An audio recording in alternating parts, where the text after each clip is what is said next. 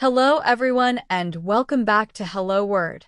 I'm your host, Alex, and I'm thrilled to have you join me for another exciting exploration of the English language.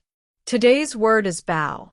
It's a C1 level verb, and it means to bend forward as a gesture of respect. So, what exactly does it mean to bow? Well, imagine you're meeting a queen, or perhaps a sensei at your karate class. It's a way of showing respect or deference by bending your head or upper body forward.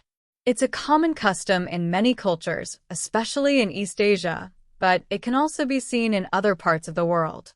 It can also be used metaphorically. Now, let's delve into some synonyms for bow.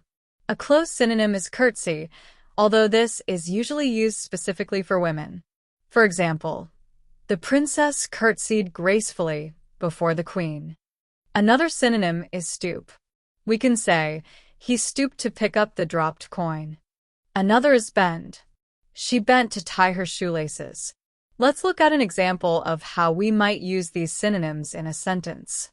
Instead of saying the students bowed to the teacher, we could say, the students bent to the teacher, or even the students stooped respectfully before the teacher.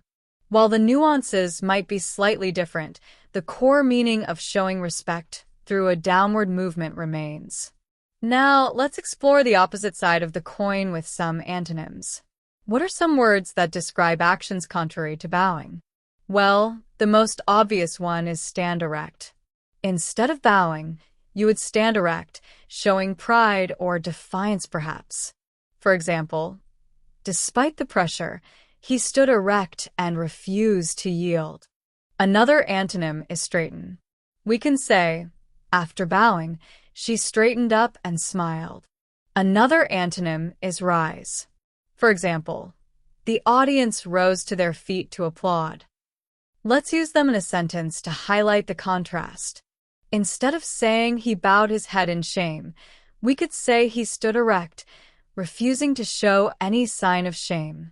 Or, after bowing deeply, she straightened and addressed the crowd. The key is that these antonyms represent an upward or upright posture, the opposite of bending forward in a bow. So, how can you use bow in your everyday life? Well, you might encounter it in discussions about different cultures and their customs. For example, you might say in Japan it is customary to bow when greeting someone. Or, you might use it in a more figurative sense, like he bowed to the inevitable and accepted the defeat.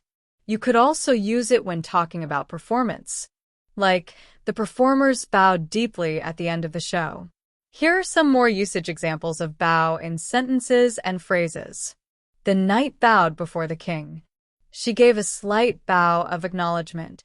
He bowed his head in prayer. We must bow to the will of the people. The trees bowed in the wind.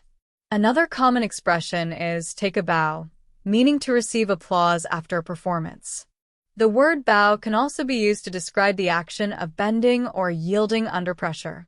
The branches bowed under the weight of the snow. Finally, there's also the use of bow in archery to mean bend a bow, as in bow and arrow. Remember that the pronunciation of bow, as in bow and arrow, is different from the pronunciation of bow, meaning to bow to someone. To summarize, bow, a C1 level verb, means to bend forward as a gesture of respect. We explored synonyms like curtsy, stoop, and bend, contrasting them with antonyms like stand erect, straighten, and rise. We also looked at how bow is used in everyday language, from cultural greetings to metaphorical expressions of yielding. I hope this episode has shed some light on the versatile word bow. Thank you for joining me on Hello Word. If you enjoyed this episode, please subscribe to the podcast and leave a review. Your support helps others discover the show, and it means the world to me. Now, for your homework. I encourage you to create your own sentence using the word bow and share it in the comments section below. I can't wait to see what you come up with. Until next time, keep exploring the wonderful world of words.